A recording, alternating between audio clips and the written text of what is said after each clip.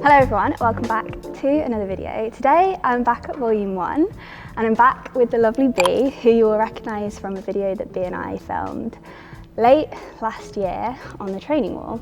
Just before Christmas, Bea and I filmed a masterclass video here at Volume 1 where Bea coached me through some movement and technique over on her technique board, and she coached me through her pyramid theory, and we were absolutely blown away by the response to that video. So today we're back with another movement episode building on the skills and techniques that we worked on in the last video. So I'm going to pass over to Bea to introduce a little bit more about what it is we're going to be doing today to build on the last video that you watched before Christmas. Cool. So what we experienced last time was a very controlled, isolated way of learning a technique. It's a really good way to build movement patterns and to teach how to engage certain muscles. But what I now want to teach Hannah is how do we transfer what we learn when we're doing our practice drills and how do we put it out onto the wall? And this is really the nugget of information that can help you transform your climbing from understanding a technique to knowing how do we put it into our climbing and how do we make it work at the wall. Shall we do it? Shall we do it? Yeah, let's do it. Let's have a little look.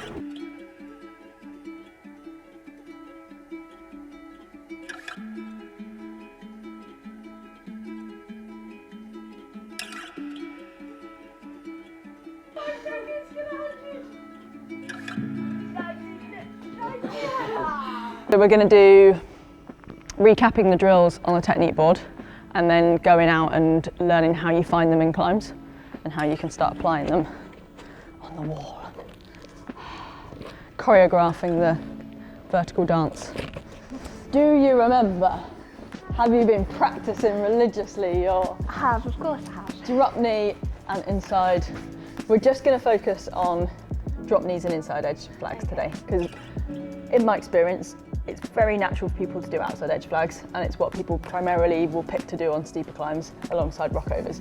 So we're going to just hone in on the drop knee, which will be the face of your pyramid, and the inside edge flag being the big toe and using the right side of the pyramid.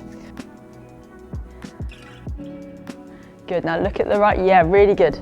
So you're having that conscious connection. Now squeeze everything, squeeze your bum, really push back through that foot and see if you can release the left hand without pivoting out. Lovely, really strong. And then reach up with the left hand to the yellow. And now set the base under the left hand now. Keeping that left arm nice and relaxed, but using your right hand to help you steer and maneuver your body around. So is that when you go? So that would be if we were stepping through to an inside edge flag, because we're just linking together drop knees. Okay. If you were to now step your right foot here, left foot here, and now if we want a more stable base, we could bring the right foot out onto the yellow to behind you, and now do that same thing, lifting through the hips, squeezing the bum and reaching up. Lovely. You could get a bit more lift through the hips and get the purple. Nice. Now try and set the base underneath the right hand. So try and visualize those pyramids. Yeah, you're doing the right foot's perfect. Yeah, nice. Drop it, squeeze and release. Kind of training the brain enough times that rather than this being intuitive, this is intuitive. Yeah. And I do believe that it's something that you can just reprogram your mind by doing plenty of drills on there. Let's go and try and find some patterns of drop knees now. So I'm not going to confuse things with inside edge flags. Let's go and find some drop knee patterns out in the wall. So what I want you to start visualizing is that pyramid. If you can start seeing almost a little stencil in your mind, can you see those triangles on the wall? And you'll start spotting places and be like, oh, I wonder if I could find a nice drop knee using those 2 footholds around that hand. So we'll go do a little bit of root reading. This is for me where it starts getting interesting and fun, because you can start really seeing how the theory works. Now, one of my favourite places to do this, a really comfortable, in fact these orange holds are just dreamy to work on. So I always teach techniques on using these lovely comfortable orange holds. So what I want you to try and do here is visualise your sequence using the bucket theory. So if you know which hand's going to go where, can you visualise if my left hand is going to be my pivoting hand, can I see a base using the footholds underneath that hand? So if we did it, say, on this move here, so let's say our right hand's on here, can you visualise that pyramid and what feet you might use to create a pyramid underneath that right hand? So I would either looking at it from the floor, go for the start hold and the one out to the left. Yeah. Or if that's too high, these two here. Perfect. And then say you've got to that one, we can then see another base underneath that one, and then we get to that one. Now this is where it gets interesting, and we do actually get forced more into an outside edge flag because you look to the right and there isn't actually a foothold out there.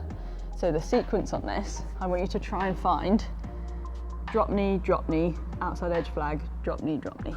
Okay. Just see how it feels, and then we'll talk a bit more on how we choreograph the dance and how we work out which technique's going to be the best one to choose. Okay. The first move is a little bit funky because you've got a really high right foot. So don't worry too much about trying to force something on here because it sends you out of sequence. So just start into it, and then from here, start the drop knees.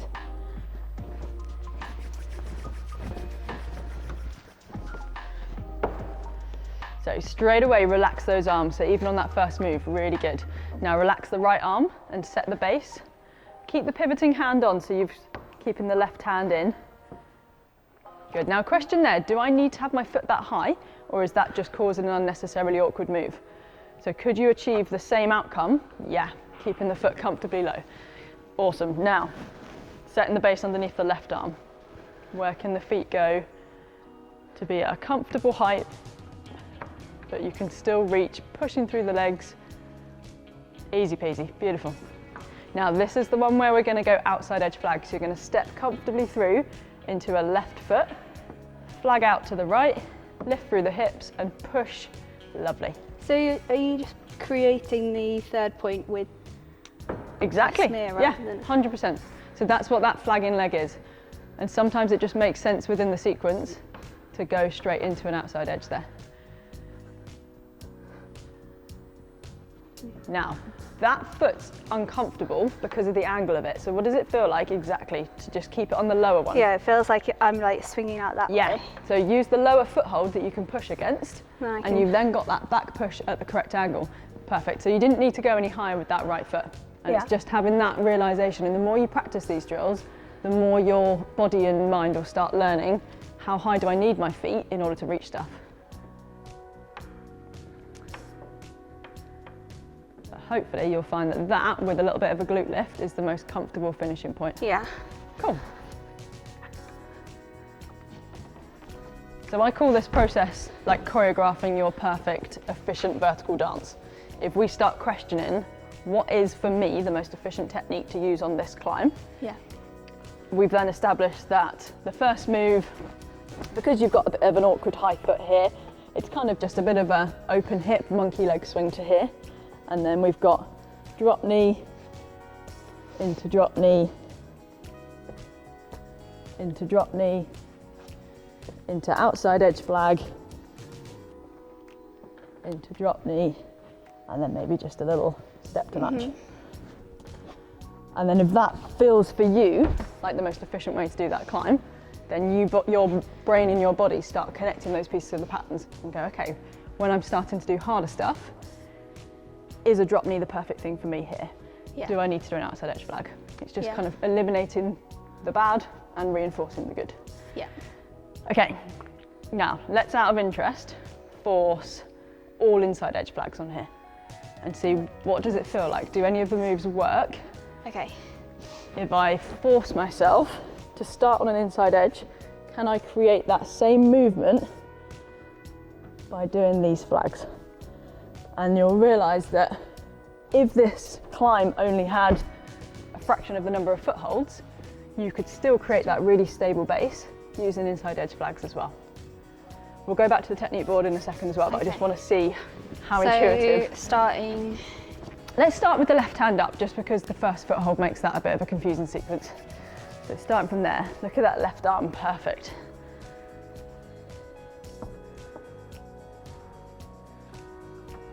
Really nice, Hannah, perfect.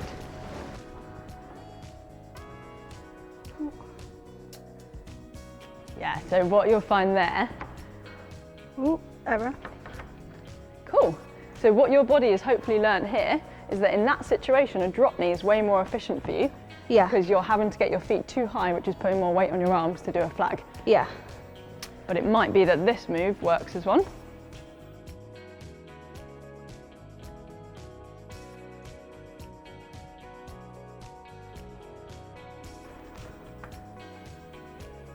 And then even the last finish for a match, you could probably get a nice little flag to finish.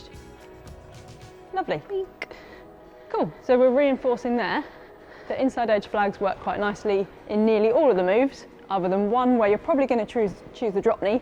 Yeah. Because it just was slightly out of your reach off the flag. Definitely with this move here. Yeah. Like the one where previously it had felt kind of like I was pushing myself out. Yeah. The inside flag was like, felt nice. Sweet. Cool. So keeping on just questioning different options, I think is the best thing to be doing when you're consciously choreographing your dance. It's always questioning, did that feel better for me? Was I able to reach that hold with my foot how it was?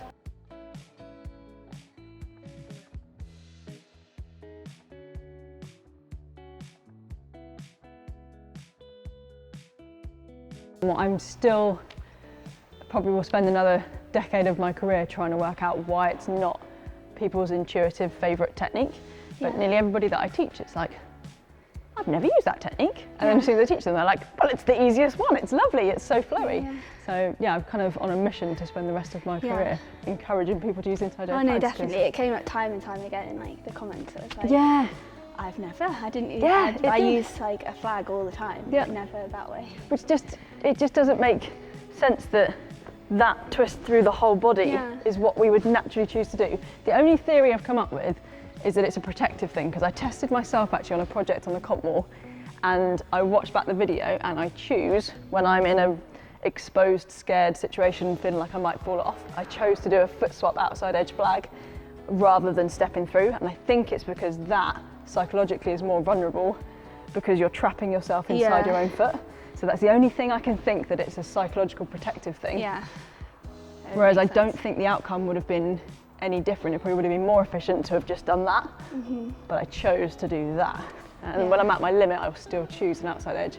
I guess if you're about to fall, if you think you're about to fall, you want to fall like that rather than like that. Exactly. Yeah. So I think it's one of those things that the more you practice it, the more it's going to become, well, I think it's something that helps for efficiency. So it might be that actually in cruxes, you will normally choose to do like just a pulling rock over or a safe outside edge.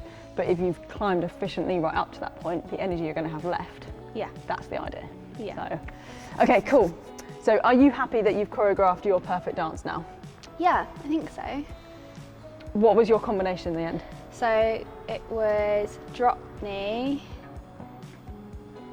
Do you want to show me? Drop knee, inside edge.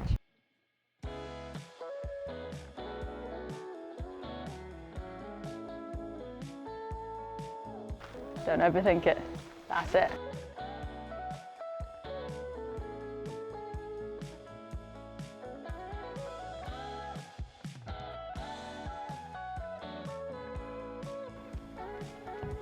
I'm overthinking it. Don't worry.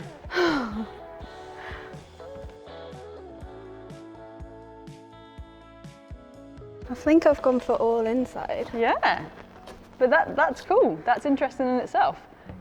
Because when you start on your inside edge, it sets a rhythm for the rest of the climb. And I think because it's so counterintuitive for us to start on the inside edge, we get ourselves into a rhythm of being on the outside edge. So because you started in, it then flowed for the rest of the problem. I think you just were overthinking it because we've done a combination of drop knees. Yeah. If you set out to just do all inside edge flags, I think you'd quite confidently do it. But because you're kind of questioning, but a drop knee would go really nicely here. Yeah. I would generally say, because the drop knee provides such stability between 2 feet, if there is a perfect drop knee, I would nearly always try and choose that. Right. Unless it's one like we experienced over in that corner of Lucy the other day, where we realised that actually pushing into the drop knee was causing more torque and tension through the lower body than when we just locked in and did that. Sometimes flags are more efficient than drop knees. It's just a case of going, is it actually easier or harder for me at this angle and this position, and just reinforcing those movement patterns. Here, we've got a nice straight arm, we've got a straight line through the body, a straight engaged leg. Now, in order to reach the hold, you do pull yourself towards it to get that direction. There's nothing wrong with that. You've already set 90% of the movement, it's just a tiny directional pull.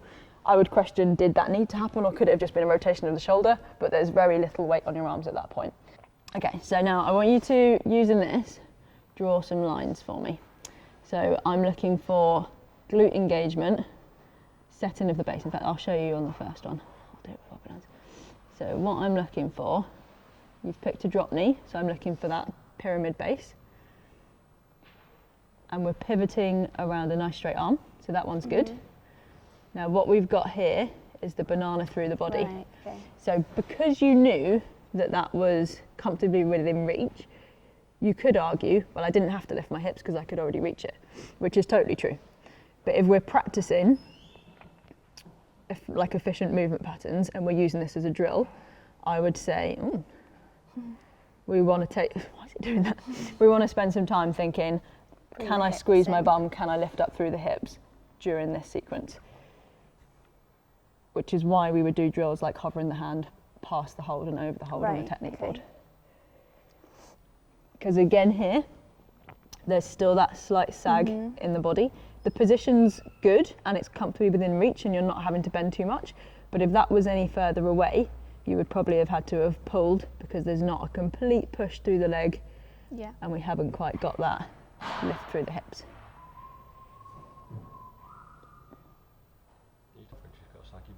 Got a lazy bum.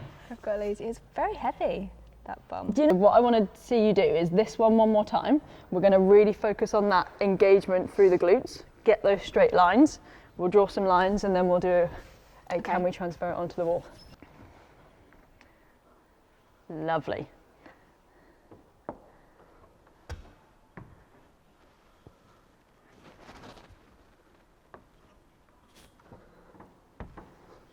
Really nice, such good hip lift there, well done.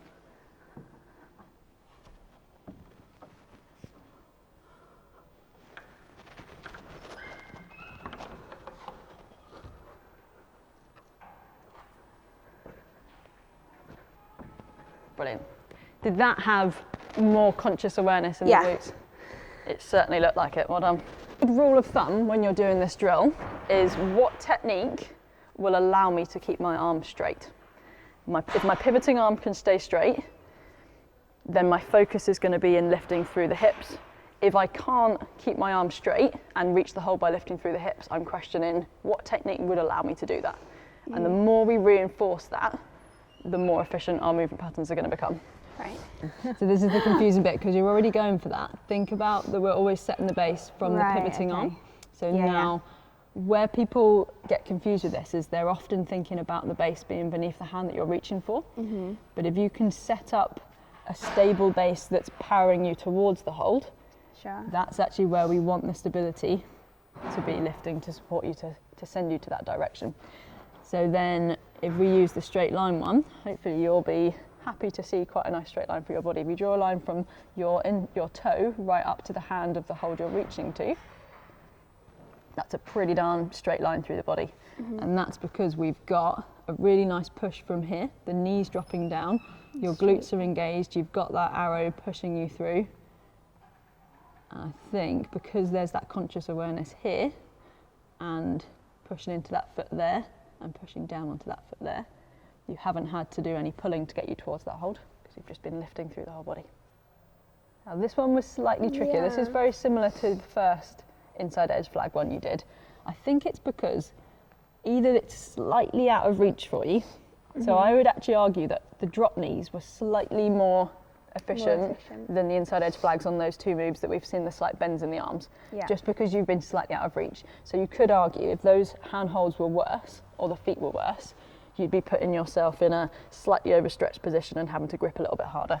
Because it's nice easy angle, nice easy holds, this isn't too detrimental, but we can see that we're having to do a little bit of a bend there.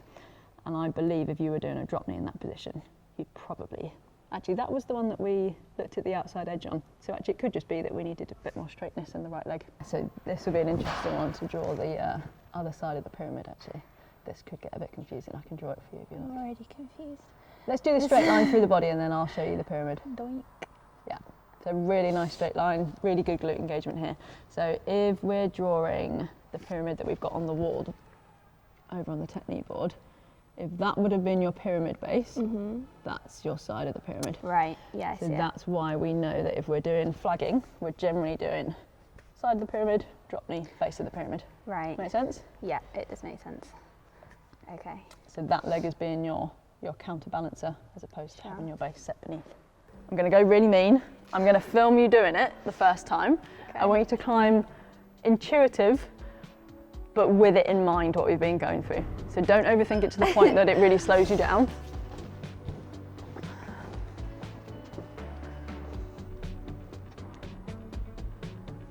First bit's pretty cheeky. All I want you to think about on here is how straight can I keep my arms, how much can I use my base to navigate me through this steep start.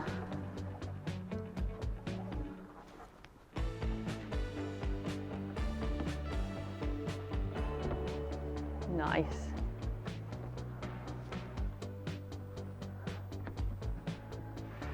So drive through the hips. Good.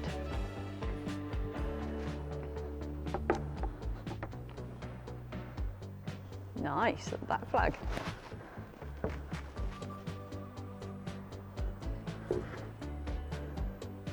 Good, rotating around that arm. Use your lower body to propel you through. Good. So, Yep, there it is.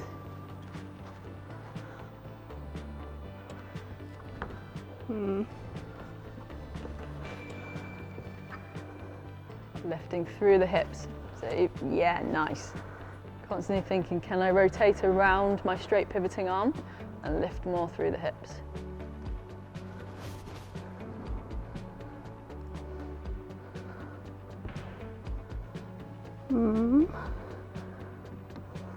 It's a bit of a weird bit here. So sometimes the moves really do encourage you to pull a bit more. There it is, look at that. I remember how I did this sequence.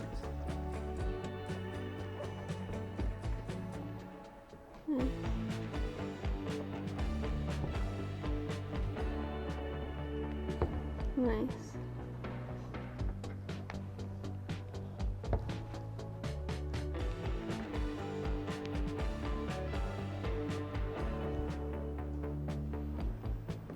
Now that's where you swapped to an outside edge, Yeah. which then set you off on a path Yeah. of doing more. I do believe I find that just easiest to think, how much do I have to pull and how much can I just use my legs Yeah. to sort of steer my body around. I try and think of it as manoeuvring myself around the holds as opposed to pulling myself through a move. I'm trying to manoeuvre myself around the move. So even on that first move, because I started, from an inside position here, I got that first move. Where did you move from on there?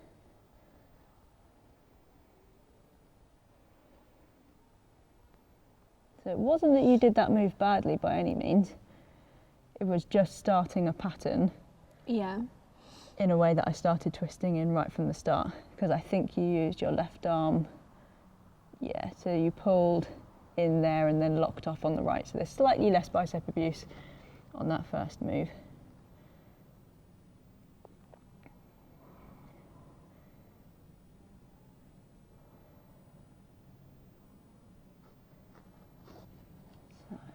So, I mean, we both just picked completely different styles on that. There's no real right or wrong on it. I think with some practice of forcing the flags through that section, you'll begin to feel that in the manoeuvring, like the combination of leg movements meant that I didn't have to bend my arms at any point really, even through like a roof section. Because I'm just hanging and hooking, using my flags to twist my hips through on the wall. You did get that foot up there, but I think, how did it feel going onto the heel? I'd not tried that on the heel before. You Good, feel yeah. quite solid on I that. generally quite like a heel. Quite a heel fan, aren't you? Just I kind of feel like I can like sit on it and take the weight off my arms. Yeah. 'Cause I'm sat on the heel, but I quite want to get both our drop knees up, okay, so. Spread ahead.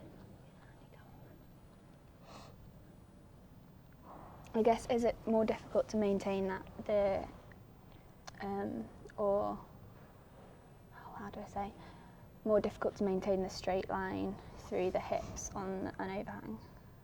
Yeah, so the more gravity's being forced against you, the harder it is and the more trained you have to be to lift your hips up in those movements. So I think even here, so it's a pretty very subtle difference, but there's a slight more push on the back foot that's creating just a little bit of a straighter line through the hips there. Because we didn't need, again, to get any more height in that, you can get away with having more of an arc in your body. Mm-hmm. But if there's that conscious squeeze at that moment, which you may well have had, but even more conscious lift through the hips is just going to lift you rather than it feeling a little bit more strain on your arms or feeling heavier on there. If you can get used to climbing through, that's pretty much like a mini roof, if you can get used to the feeling of keeping the shoulders engaged but the arms straight and using your legs to navigate your body around the holds, see how it feels. So you're going to be straight arms on both hands, and now cross under with the right hand. Oh. Nice. We've gone. So I did actually, I think, I was on a wider left foot base. Right. So try that sequence again, yeah, and see what it feels like if you put your left foot on the big one. And then it's going to be easier to step your foot straight up onto the nubbin. I do want you to see what it feels like to go onto a toe on that nubbin, so you can have a comparison between the heel and the toe. Okay.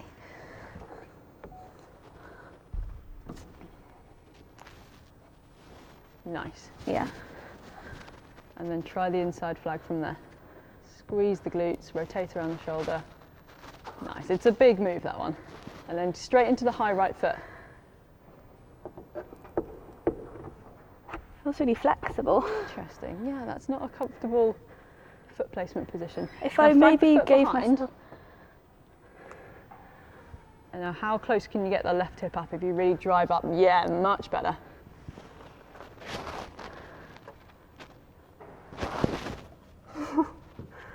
Cool, now. Oh, hello, nice. And then set that drop knee base. And I want to see a really conscious squeeze through the glutes here. So right foot higher. That's it. Twist it in, drive and squeeze. Lovely. And now straight here, go into inside edge flag again. And then lock in the glutes.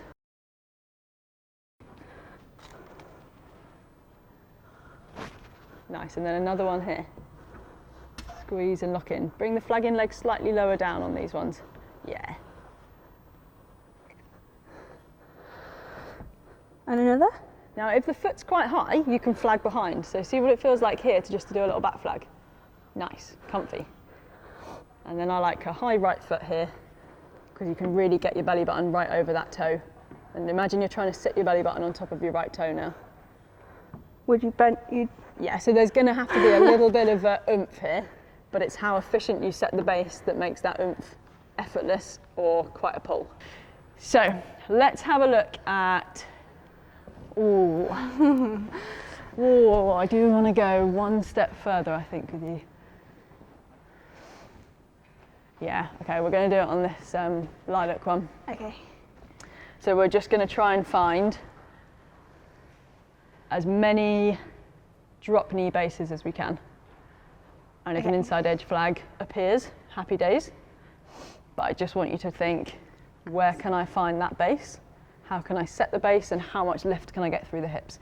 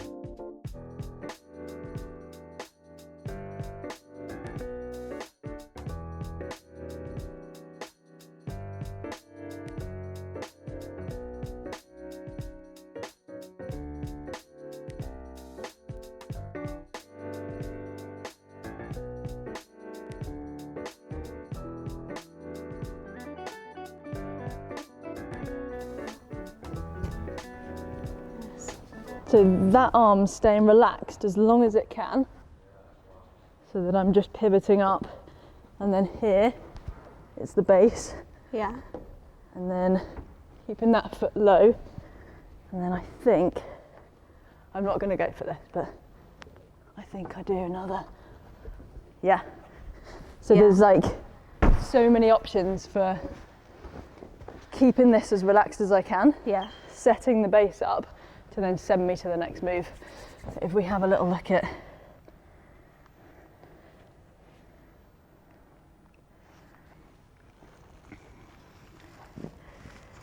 what I want you to be thinking about here is how relaxed can I keep this arm, so that when I set the base, I'm now ready to push, and there's only a little bit of a bend to initiate the movement, and then here, straight lines. And when you can start finding those straight lines on limit climbs, that's when it turns like pentagons into feeling like squares. When you can really, that's going to be your goal. I want you to find that. I'll send you that screenshot. You're going to find that position, because that's probably the easiest drop knee on this climb. That one is quite hard off the undercut, but that's how it all implements into climbing. Progressively from drills, easy warm-up climbs, harder warm-up climbs, into projects. It all gradually integrates into the wonderful world of climbing. Yeah, it makes sense. It's nice to like take it from, well, it's not really theory because you're applying it on that wall, but applying it to an environment that you're more used to. Like real life climbing. And that's what people struggle with the most. It's like, but I can climb easier and more effectively on here if I just climb the way that I would naturally climb. So why are you making me go backwards and making it feel harder on here? It's like, because if you do go all the way backwards, when you then go forwards again, it's so much easier, and then you can reach your potential. And we can never quite reach our potential if we're always over pulling.